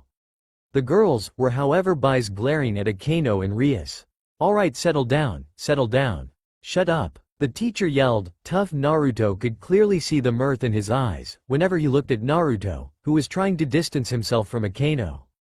The rest of class went smoothly. Naruto was asked some questions, which he answered perfectly, and got a round of glares from the males and hearts in the eyes from the girls, who seemed to alternating from glaring at Akeno and Rias to fangirling over him. The bell rang. Naruto quickly grabbed his things, eager to get away from Akeno, who was eyeing him like a hawk. Naruto made a mistake. He was in the hall. The hall was filled with girls. They looked at him. Naruto ran, and he ran fast. Really fast, but the girls didn't seem to budge following him. This shouldn't have been possible. Naruto ran outside and into a dark space. Naruto bumped into Kiba, who was panting and looking beyond scared. They looked at each other. Did the fangirls get you? Naruto asked him, wiping away the sweat. Yep, I assume they're running after you as well. Kiba said to Naruto. Naruto nodded his head. Kiba stuck his head out, probably looking for any fangirls. Alright, there are fangirls at 3 o'clock. When I say, you run and follow me. Kiba told him. Naruto nodded once again. 1, 2, 3. Run. Naruto had to admit Kiba was pretty fast. He could match a 13-year-old Sasuke, who was mid-Chunin level in terms of speed. Naruto easily kept up with him. They turned many corners and hallways. Kiba came to stop and then ran into the door, opening it. They ran outside and into a building outside of the main campus. Kiba boosted through door. Naruto soon followed and Kiba closed the doors behind him. Oh, what brings you here, Naruto-kun? A seductive voice said from behind him. He knew it oh so well by now. Naruto turned around and came face to face the beautiful face of Akano. Oh, hey Akano-san. Naruto stuttered, sweat forming at the back of his neck. Did you come to see little Olimi? Akano said. Naruto opened his mouth to deny it. He didn't get the chance to. Akano grabbed his neck and hugged him to her assets. Naruto's face lit up like a Christmas tree. Little Naruto twitched. Naruto was grabbed by his shoulder and before he knew it he was in another set of assets, this time Rias's. Leave him alone, Akano slut. Rias said, still hugging Naruto to her assets. Akano and Rias glared at each other. You could see the lightning in their eyes. Slut, you're just jealous you don't have assets like me. Akano said. To prove her point he picked up her assets and held them up. Rias glared even harder. Jealous? Who would be jealous of you? It's clear Naruto prefers me over you. Rias said, her nose high in the air. Well, let's see who he likes more. Naruto-kun, who do you prefer, me or Rias? Akano said. Rias let go of him and he was put in hard decision. He was in a bad situation. He knew it. Luckily he was saved by the adorable Kitten-chan. Hello Naruto. Kaneko said, her voice showing no emotion. To the others, Naruto however could pick up the small bit of happiness. Oh hello Kaneko-chan, how was your day? Naruto asked her, hoping to get out of the situation between Rias and Akano. Kaneko let out a sigh before sighing. I was having a good, up until Bucko asked me to get the pervert. She reincarnated him as devil. Apparently he has a sacred gear. Something in Naruto's mind growled at that, not that he noticed. He's supposed to meet us, speaking of which he said he'd be here in 10 minuets. Naruto nodded and followed Kaneko to the couch. Putting his hands behind his back, he made cookies for her again. Kaneko gave him a thanks and started eating it. Naruto patted her head, she purred. Wait, she purred? Naruto patted her head again. She purred again. Naruto gave a chuckle and continued petting her. Kaneko forgot all about her emotions and in a moment of bliss climbed onto Naruto's lap. Naruto looked wide-eyed at the girl in his lap. Naruto continued petting her, she rubbed her sides against him, still in bliss. Naruto made a mistake, he did it for too long. Kaneko started grinding her hips, still not aware of the twitching on Naruto's pants. Naruto closed his eyes and gathered senjutsu to calm himself down. Naruto did not however know that he was gathering senjutsu in Kaneko's body as well. Cat ears and tails pop out of her body. Kaneko's eyes widen and she looks up at Naruto. You see, can you use SSS senjutsu? Kaneko stuttered out. Naruto nodded. Not just use, I've mastered it. The eyes in the room widen in shock. Why you mastered it? Rias asked in disbelief. How? Kaneko whispered. How what? Naruto asked. How do you control all the hate and malice when you gather the energy? Kaneko asked again. Well, I just ignore it. Naruto told them with a straight face. You ignore it, Kaneko said slowly. Yep, Naruto replied. Kaneko whispered something that Naruto couldn't hear. Could you teach me? She whispered shyly, looking away. She was so fucking adorable. Naruto couldn't help himself. He grabbed Kaneko and hugged her tightly. He kept muttering, so cute. Kaneko blushed. Kiba chuckled. Rias and Akano stared in jealously. Of course Kaneko-chan, anything for you. Naruto said, still rubbing their cheeks together. Alright, gather senjutsu. Naruto told her. Kaneko looked fearful. But, Kaneko was cut off by Naruto. Don't worry, if anything happens, I'll help you. Also, since I'm a sage, I can help you control it," Naruto assured. Kaneko still looked hesitant. Naruto gave her a reassuring smile. Kaneko gave a small smile and nod. Kaneko closed her eyes, still in his lap, and began gathering senjutsu. Her eyes started to change from red to golden. Naruto gathered his own senjutsu, ignoring the voice telling him kill. He sent out his senjutsu to her, calming her. Naruto and Kaneko kept gathering senjutsu while everyone just started with wide mouths. They don't notice Issei, who walked into the room. Issei saw the new boy and Kaneko-chan, sitting in his lap. Issei drops down to his knees and cries anime tears. How could he beat me? Damn you pretty boys," Issei shouted in his mind. Kaneko and Naruto are disturbed by the crying and take notice of Issei. Pervert, Kaneko muttered, sounding not at all happy at him. Kaneko then proceeded to ignore him in favor of her cookies. Naruto found this very amusing as he watched Kaneko ignored Issei. He felt a tug on his pants and looked down. Issei was looking at him. "Teach me, senpai," Issei begged Naruto, placing his head on Naruto's shoes. Naruto looked at him and shook his head. "What do you want me to teach you?" Naruto asked, already knowing the answer. "Teach me how to get all the girls," Issei begged. "Well, you have to be kind, smart, strong, handsome, and not be a pervert," Naruto said, emphasizing the last part. Issei cried harder, thinking he would never be able to be the harem king. There was glow in the middle of the room. A circle of magic appeared, out came Sears's Lucifer. He arrived at the scene of Issei clutching to Kiba, Kaneko sighting on Naruto's lap, Naruto ready fight. Akano and Rias shouting at each other over who Naruto prefers. Sears's sweat drops and turns to Naruto. "Young man, would you like to explain why you ripped to open a hole in the time barrier?" Sears's asked with a cheery tone and an eye smile. Haha, sorry about that," Naruto said awkwardly, scratching the back of his head, an act Kaneko thoroughly disapproved of, as it caused him to stop petting her. "No problem," Sears's said with his eyes closed. Far back in time, a certain one-eyed Jonin sneezed.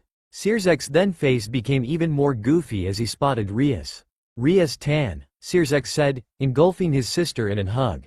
Rias struggled in his grip for a while, before she decided to give up and hug him back. "Hello big brother," Rias said, with a smile on her face. "Amazing, now that I've seen you," Sears's replied, letting her go. Who are you?" Issei asked, Naruto nodding, wanting to know as well. "Me, I am Sears's Lucifer, formerly Sears's Gremory, one of the 4 great Satans of the underworld, most importantly Rias's older brother."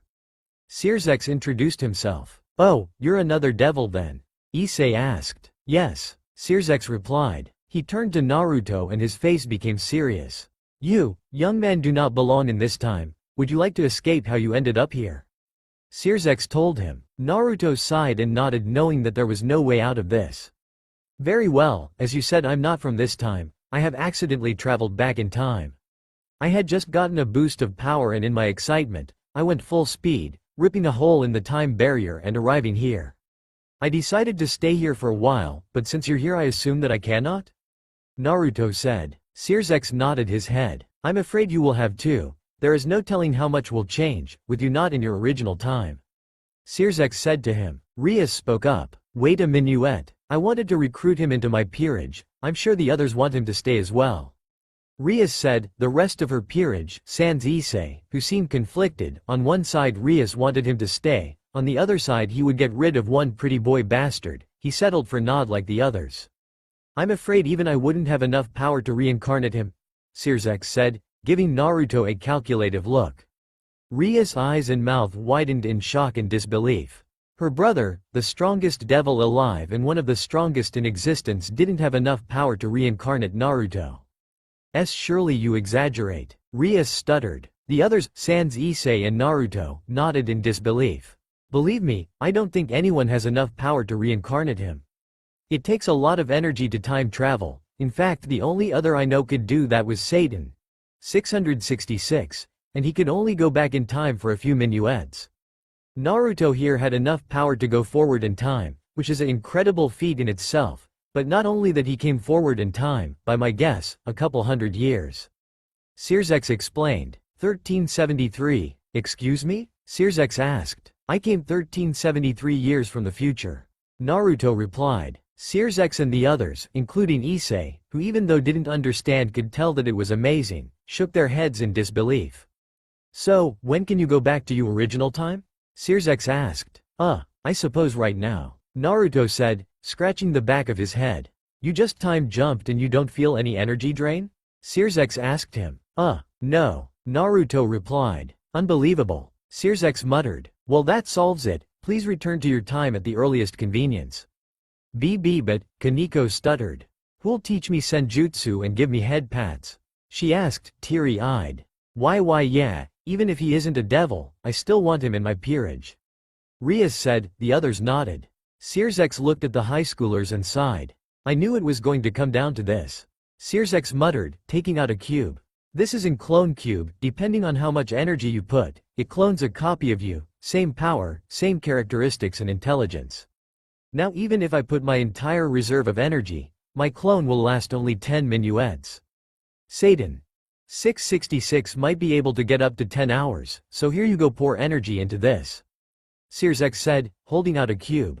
Naruto grabbed the cube, pouring energy into it. A copy of Naruto, similar to a shadow clone, only that it would survive after he would leave to his original time. Sears took back the cube and looked at the timer, his eyes bulged.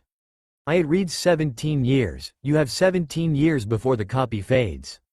He said. Naruto nodded, it was in fair amount, considering it put only an ounce of his energy.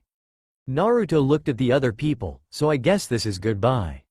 He said awkwardly. Yeah, I guess it is. Rias said, she looked hesitant, she gave Naruto a hug, followed by Kano and Kaneko. Kiba and Issei shook his hand. He looked to Sears and to his surprise, he hugged him. Naruto looked at his clone. Don't do anything I wouldn't, Naruto said. Copy Naruto nodded. He turned his back to the room, looked over his shoulder and waved, disappearing in a shunshin. He arrived at the entrance of Kuo town. He released all his power and turned on his Kyuubi cloak. He ran as fast he could using 100% of his speed. Naruto's surroundings started to distort like before. He ran till he saw a tunnel of light. As he got closer, it got brighter. Naruto blasted into it. He came to halt, just outside the Konoha gate. Limiting his power to 0.5%, enough to beat Minato, he cast an genjutsu on himself, turning him invisible. Naruto looked around at the guards and shook his head, they were sleeping on the job.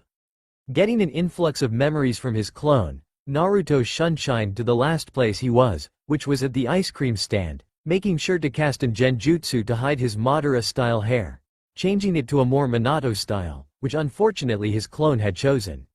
Naruto closed his eyes and saw his 7 paths and sent them a mental command to stay hidden. Naruto grabbed his ice cream and started eating it, walking down the street. Little to almost nothing changed the last time he was here. Oh hey Naruto, a voice behind him said. Naruto turned around to face someone he hadn't seen for 9 years. He had a lean body with white hair. He wore a mask which covered his bottom half of mouth and his leaf headband covered one of his eyes. Kakashi Hitaki was a fearsome ninja and an older brother figure to Naruto. Naruto smiled at him. Hey Kakashi ni-san, Naruto replied. Kakashi's eyes smiled at his pseudo-younger brother. Kakashi ruffled his hair and took out his orange book and started reading it. Your sisters, Sasuke, Satsuki and Neji are looking for you. They should be training ground 32. Kakashi said to him, his eyes still on his book. Naruto thanked, getting yet another hair ruffle. Naruto ran through village rooftops, coming across several chunins, getting greeted as Uzumaki Namikaze-sama. He wanted to pummel those chunins so badly. He decided for a polite nod. Naruto arrived at training ground 32, he landed on a tree and observed them. Mito and Natsumi had grown beautifully, their red hair had grown down to their mid-backs, they both were fair-skinned, they had a toned body from all the training they did, they had put on some muscles on. Satsuki had long black hair, like her sister, brother and mother, which was just below her mid-back. She had coal black eyes, currently in their two-tomo stage, she had fair skin, she, like Mito and Natsumi, had toned body from all the training. Sasuke was fair-skinned with onyx eyes and black chin-length hair, his hair was spiky in the back with bangs. Neji had noticeably long dark brown hair, typical of males in the Hyuga clan. His hair reached the middle of his back and was tied back a few inches above the end, while two straps attached to a smaller headband. He had his Byakugan active. Naruto watched them train and was impressed. For about to be academy graduates, they were already all at least all mid-Chunin level. They were going all out, attacking whoever they wished. Mito and Satsuki were swapping blows, both dodging the other's attacks and countering. Natsumi, Sasuke and Neji were locked in a three-way battle of taijutsu. They were exchanging kicks and punches. Neji obviously had the advantage due to the Hyuga taijutsu style, but Natsumi and Sasuke were both able to keep due to the Uzumaki whirlpool style and the Uchiha interceptor fist respectively. Satsuki jumped in the air and went through hand signs. She stopped on Tiger and shot a fireball at Mito, who countered with a wall of water. Satsuki landed on the ground and ran at Mito. She raised her legs, intending on hitting Mito on the side of the head. Mito put her arm and blocked the blow. She grabbed Satsuki's leg and threw her away. Satsuki landed on her feet. They continued their battle. Natsumi, Sasuke and Neji exchanged blows. Natsumi sent punch at Sasuke, who caught it. Natsumi smirked and ducked. Sasuke was hit in the chest by a palm meant for Natsumi by Neji. Natsumi jumped in the air, her hand free from Sasuke's grip, and sent an axe drop kick at Neji, who blocked it by putting his arms in X fashion. Neji clenched his teeth due to the power behind the kick. Neji grabbed her and threw her to the ground. Natsumi landed on her feet. He ducked, her instincts kicking in her as a hail of shurikens were fired by behind. Sasuke ran at Neji, ignoring Natsumi. A big mistake. Neji and Sasuke punched and kicked each other. Natsumi fired water bullets at the both of them. Neji used the 8 trigrams palm's revolving heaven to block it, while Sasuke jumped in the air. Naruto finally let his presence be known. He stopped hiding his chakra. They all stopped and looked at where Naruto was leaning on a tree. "Hey Naruto," Sasuke said, waving with one hand while putting his other in his pocket. Naruto smiled at Sasuke. "Hey Sasuke," Naruto said, returning the gesture. "Hey Naruto-kun," Satsuki said, smiling at him. "Hey Satsuki-chan," Naruto said, smiling at her as well, causing a small blush to appear on her face. "Hey Ni-san," Natsumi and Mito said at the same time. "Hey Natsumi, Mito," Naruto said, giving them a smile as well. They too had small blushes on their faces. "Naruto," Neji greeted with a nod. "Neji," Naruto greeted with a nod as well. "Guys, we have the academy exam today," Satsuki said. "Yeah, let's go," Neji told them. They all talked on their way to the academy. Honestly, if Naruto was being serious, the academy was pathetic. I mean, who allows people you can do 3 basic jutsus to become shinobi? It had long fallen from grace since the time of the second, where you had to have at least 20 jutsus perfected, Chunin level reserves and mid-Chunin speed in taijutsu. People greeted them along the way. The group of 5 prodigies were famous throughout the village. How Minato, Kushina and the Sanins, Sans Orochimaru, had forgotten about him, was out of his mind. Naruto and his group arrived at the academy and walked the corridor. Some people tried to stop them. A killing intent from Naruto had them change their mind. Naruto arrived at their class. They opened the door and looked around.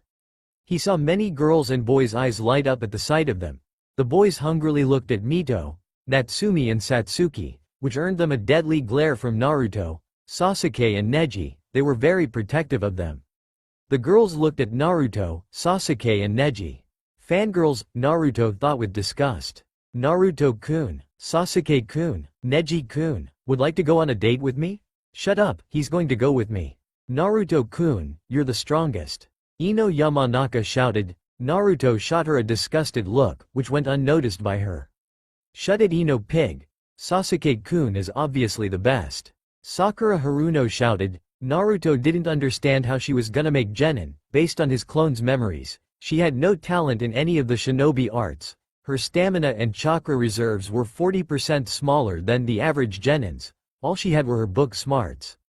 "You're both wrong, it's Neji-kun," another girl shouted, who she was unimportant to Naruto. Naruto and his group went and sat at the back of the classroom. Naruto noticed the Hyuga heiress looking at him. Naruto didn't like her one bit. She was frail and weak. Even though her father had put in her the arrogance of the Hyugas, which Naruto had to beat out of Neji, she was still weak. Naruto sat with his hand intercepted with each other and his chin in them, tuning everyone out. Mito, Natsumi, Satsuki, Sasuke and Neji followed his example and did the same thing. Naruto sat and observed the rest of the class. Shikamaru Nara was a genius almost on the same level on Naruto's, however he was the laziest person Naruto knew. He had IQ of 207, which was very high. He specialized in the techniques of his clan. He lacked in taijutsu and genjutsu. His reserves were normal for a genin but low for a Nara.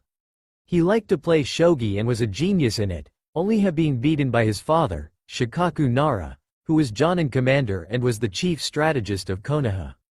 Shino Aburame was quite intelligent himself, with an IQ of 125. He specialized in the bug techniques of his clan. His taijutsu and genjutsu was practically inexistent. He had high reserves for a genin, due to ability of his bugs to sap the chakra of his opponents. He liked to research all kinds of bugs.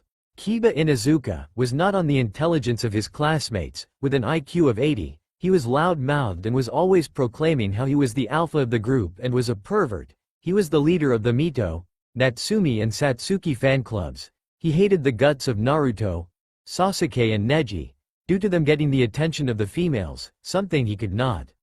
He specialized in taijutsu. His ninjutsu and genjutsu was inexistent. He had normal reserves for a genin. Before Naruto could get more data on his classmates, the door opened to reveal their teacher Iruka Amino and his assistant Mizuki, who quite liked Naruto due to him hanging out at the many laboratories of Orochimaru. All right class, today is the day you become full-fledged genin. I am so proud to have taught the future generation of amazing ninjas. You will face greatest challenges of your life from now on. Normally the class would be put in a 4-man cell with the Jonin sensei and 3 genins, however this year the Hokage decided to change it up. This year there will be 8-man cells with 2 Jonin senseis and 6 genins. Now on to the test. Iruka said to them. He called names. Mito, Natsumi, Satsuki, Sasuke and Neji all went and got their headbands having passed the exams. Naruto went up when his name was called. He entered the room with Iruka and Mizuki. Both of them smiled at him. Alright Naruto, I need you to preform the henge, kawarimi and bunshin. Iruka told him. Naruto without hand seals replaced himself with a chair and then Iruka, causing said man to fall down on the chair, at the unexpected replacement. Naruto, again without hand seals hanged himself into Madara, which greatly unnerved Iruka and Mizuki. Naruto silently made 10 shadow clones. Amazing. Being able to preform an A-rank forbidden jutsu. May I know where you learned it? Iruka asked him and Mizuki too looked interested in his answer. I saw a Jonin do it and I learned I was able to do it due to my high chakra reserves. Naruto lied smoothly. Iruka and Mizuki both nodded, accepting his answer. Iruka wrote something on his paper. Well Naruto, it looks like you got perfect marks on the ninjutsu portion. Iruka said with a smile. Naruto smiled a little and took his headband tying it around his forehead. Naruto exited and went to his group, who were seated in the back of class like always. They nodded and smiled at him. He returned their gesture and sat down. Naruto waited for the rest of the class to finish their exams. They waited for about 30 minuets before Iruka and Mizuki came back into the room. Well, the results are in and the rookie of the year is Naruto Uzumaki Namikaze, getting extra points for performing the Shadow Clone Jutsu. Second place goes as tie between Sasuke Uchiha and Neji Hyuga. The Kunoichi, or rather Kunoichis of the year are Satsuki Uchiha, Mito Uzumaki Namikaze and Natsumi Uzumaki Namikaze. Second place goes to Hinata Hyuga. The dead last of the year is Kiba Inuzuka, who barely passed, Iruka told them. Kiba was about to shout something, but killing intent from Iruka got him to shut up. I will now announce the teams. Team 1. Naruto tuned out the rest of the teams, waiting for his team to get call.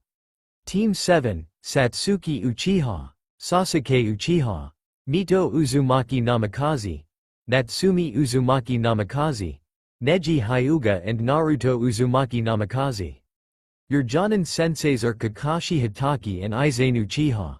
Iruka said. Not a second later the door opened to reveal Kakashi and Izane. She was a true beauty, long silky black hair that reached her low back. She had the same onyx eyes as Sasuke Uchiha. She was fair-skinned and a sizable bust, and her Jonin clothes hugged her curves nicely. Team 7 to the roof. Izane said in an emotionless tone. She and Kakashi vanished. Kakashi in an Shunshin and Izane in an murder of crows. Naruto and his group shunshined to the roof. Kakashi and Izane didn't seem at all fazed. Let's start with introductions, likes, dislikes and hobbies. Kakashi said to them, reading his orange book, something that greatly annoyed Izane, not that she let it show. Kakashi ni, we already know each other. Natsumi said, I guess you're right. Well, I wanted to do this tomorrow but Izane insisted we conduct the Genin test today. Kakashi said, taking out 4 bells. Kakashi is Kage level in this FIC and Izane is prime 3rd Hokage level. They all shunshined to training ground 7. Your objective is to get these bells from me. Whoever doesn't, in the time limit, will return to the academy. Hajime. The newly made Genins took their stances, as did Izane while Kakashi kept his nose in his book. The girls attacked Izane, who led them to another part of the forest. Naruto nodded to Neji and Sasuke. They both jumped into the nearby forest. Naruto remained still. He took off at high Anbu level speed, surprising Kakashi, whom hastily put his book away and blocked the kick Naruto sent at him. Kakashi winced in pain. The boy was as strong as Guy. Naruto followed with a combo of punches and kicks, which Kakashi dodged. Naruto gradually increased his speed to Kage level. Kakashi had to block now. Naruto finally got in a good kick to the chest, which sent Kakashi flying through the air. He landed on his feet, slightly out of breath from the kick. Looks like I'll have to get serious, Kakashi said, lifting his headband to reveal his 3 Tomo Sharingan. Sasuke and Neji choose this moment to reveal themselves. Kakashi made 2 shadow clones to deal with them. Naruto took out his Kusanagi and covered it with red lightning. Kakashi looked surprised, if the widening of eyes was going of something. He took out his Anbu Tanto and covered it with regular lightning. They rushed at each other and diverged in a deadly Kenjutsu. Kakashi was no match against Naruto's skill with a sword, and because of that, he suffered small cuts across his body that were numb from the red lightning. Kakashi went through a series of hand signs in a blur and announced his jutsu. Fire style. Fireball jutsu. Kakashi called out, breathing a decent-sized fireball at Naruto. Naruto made a single sign. Water style. Water dragon jutsu. He thought, a giant 60 feet water dragon formed from the water particles from the air. The dragon launched itself at Kakashi's fireball, causing a giant area to be covered in mist. Kakashi's eyes widened, as he felt a large shift in wind from his left. He quickly brought his arm up, to block a kick from Naruto. Kakashi was sent through the air and landed against a tree, causing the bark to break. The kid hit really hard. Kakashi ran at Naruto at Kage-level speeds, infusing chakra into his limbs. He engaged Naruto in a taijutsu match once again. He sent a kick at Naruto's chest. Naruto put up his arms in an X position to block it. He still skidded back a few feet. Naruto jumped back. Kakashi went through a couple of hand signs. His hand covered itself in lightning and he ran at Naruto. Naruto was stabbed the heart. Kakashi's eyes widened in shock, thinking he had just killed his student. That was until Naruto smiled, blood coming out of his mouth, and whispered, "Clone explosion." Kakashi jumped. He was still caught in the explosion range and was knocked back, on the verge of losing consciousness. From the blood that was coming out of his arms and chest, Naruto sent small amount of his chakra that stopped the bleeding. "When?" he asked Naruto, who appeared before him. "When you were picking yourself up, from when I kicked you. I changed myself with a clone and hanged into a pebble far away," Naruto told him. Kakashi nodded, smiled at him and lost consciousness. Kakashi's 2 shadow clones, who were guarding an unconscious Sasuke and Neji. Naruto went to assist the girls. He arrived at the scene of an unconscious Mito and Natsumi and an barely conscious Satsuki. Naruto caught her as she fell backward and gently put her on the ground. "Izane barely harmed. It appears you have defeated Kakashi-san, a most incredible achievement for someone your age. Unfortunately your next opponent is me," Izane said, taking the Uchiha Interceptor fist stance. Naruto got into his own stance. Have I told you how beautiful you look? Naruto said. Izane smiled a smile and a small blush appeared on her cheeks, that went as quickly as it arrived. Thank you for your compliment. Izane said, then her face became emotionless. Now, let us begin. Izane said as she jumped back, going through 3 hand seals and launching small fireballs at Naruto, who was impressed at her efficiency with fire jutsu. Naruto countered with his own fireballs. Izane shot towards him, bringing out her Tanto. Naruto brought out his Kusanagi, as they locked in a duel of strength, which Naruto won. Naruto swiped at her, at a sideways angle. Izane jumped over it and brought her Tanto down on his head. Naruto brought his Kusanagi to block it. Izane used the momentum and jumped back. In the air she activated her Sharingan, which in Naruto's opinion made her look even more. She shot shurikens at Naruto, who countered with some of his own. Izane landed and went through hand seals for a jutsu. Naruto did not know what it was. He turned on his Psychogen, concealing it with a genjutsu, and saved a memory of the jutsu.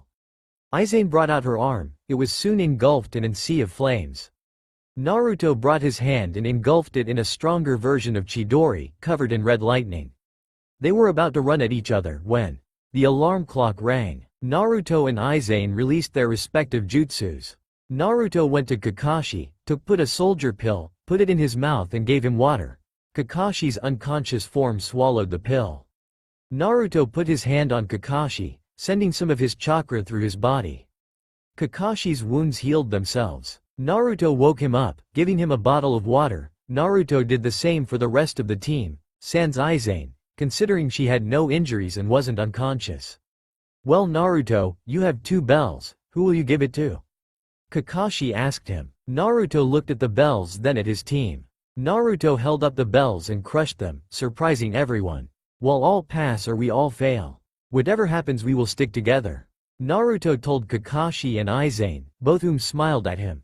I knew you'd make the right decision. Kakashi said with an eye smile. Izane nodded, with a small smile too. Alright Team 7, we will meet here at 7:30 in the morning, don't be late. Izane said, with an edge to her tone, directed at her fellow Jonin. Well, off you go. Kakashi said, sweating slightly, hoping to get far away as possible.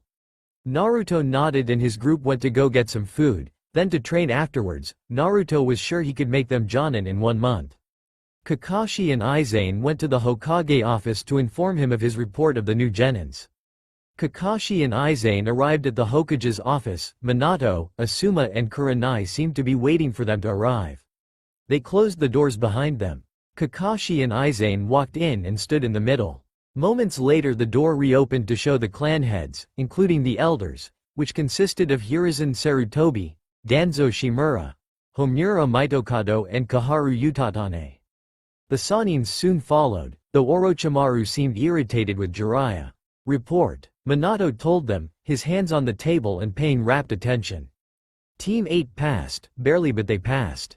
Asuma started. The people in the room, sans Kurenai, quirked their eyebrows. The team was made up of almost all clan heads. How was it they barely passed? Explain. Minato told him, curious at his explanation. Well, to start off, Ino Yamanaka is total fangirl of your son, Hokage-sama. Asuma said. Minato froze. His son? A flash of a 2-year-old boy with spiky blonde hair and ocean blue eyes went through his mind. He tried to focus more on his son.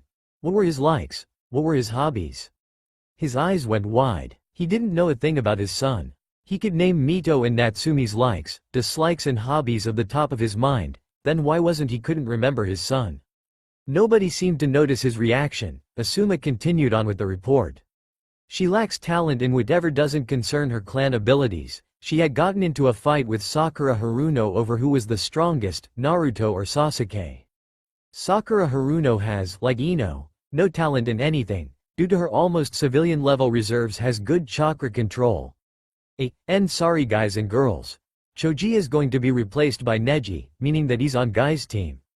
Shikamaru Nara has a good mind and could become a good ninja if he stops being so lazy. Hinata Hyuga is very weak and her only talent is in taijutsu and that's only due to her Byakugan, which is pretty pathetic, considering she is only around mid-genin in it. The surprising part is that she is very arrogant when it comes to her clan. Hiyashi Hyuga shook his head. Fugaku Uchiha let out a snort. Shino Aburame seems alright. He has a pretty good head. His bugs are really useful and could make for a good ninja one day. His main weakness is his talent, or rather lack of, in other shinobi arts like taijutsu and ninjutsu. Kiba Inuzuka is by far the worst. He has both a superiority and inferiority complex. He sprouts about how he is the alpha of the group, but when he is outdone, he challenges that person to a spar because he can't stand not being the alpha. He spent most of the test staring and drooling, might I add, at Kurenai. Asuma finished his report. The others in the room looked disappointed. Was the next generation really this pathetic? Thank you. What about Team 7?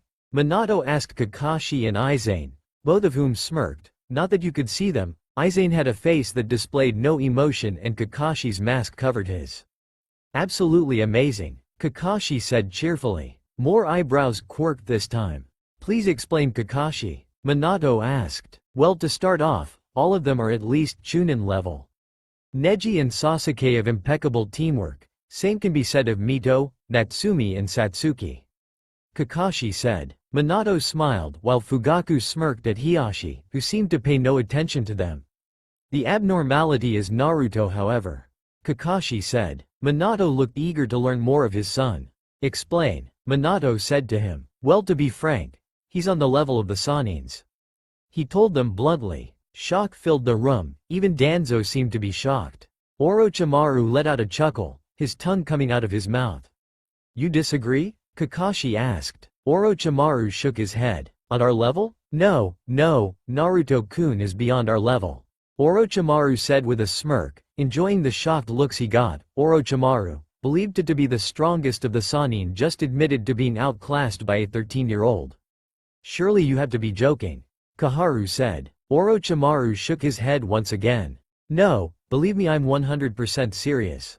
Naruto-kun is a genius, beyond even the Naras with an IQ ranging between 260 to 280. I tested him myself.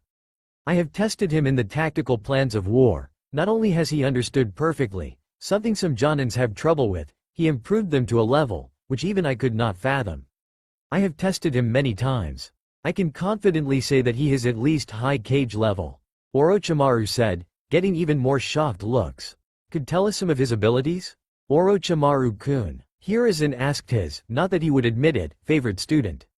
Orochimaru nodded. Certainly. Naruto-kun has a large ninjutsu arsenal, perhaps greater than mine.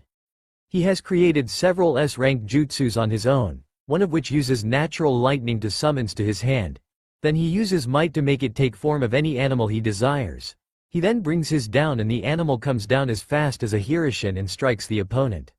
His taijutsu easily surpasses that of Might Guy, our taijutsu master.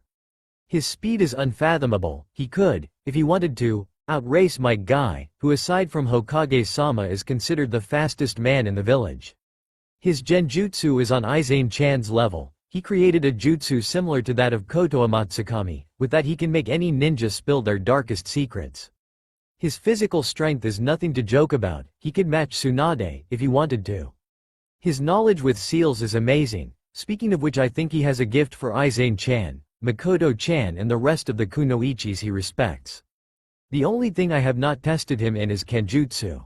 Orochimaru explained, getting stumped look from the people in the room. Minato felt a wave of pride for his son. The other people in the room were wondering how a 13-year-old was this strong. Well, this is certainly a revelation, Minato said. The others regained their composure. Kakashi, please proceed with your report. Minato said to him. Okay. When I started, the girls split from the boys to fight Izane. Naruto gave a nod to Neji and Sasuke, who both jumped into the trees. Naruto rushed at me at high Anbu speeds and kicked me. I'll admit the kick was very strong. He pressured me with an onslaught of kicks and punches, slowly increasing his speed to Kage level. He finally got a good kick on me, leaving me slightly out of breath. I proceeded to use my Sharingan. This is when Sasuke and Neji came out to fight. I made 2 clones to fight them. Naruto took out a Kusanagi and, get this, covered it with red lightning. I took out my Anbu Tanto and we engaged in a Kenjutsu battle, in which I got annihilated. The wounds inflicted from the Kusanagi went numb, presumably from the lightning.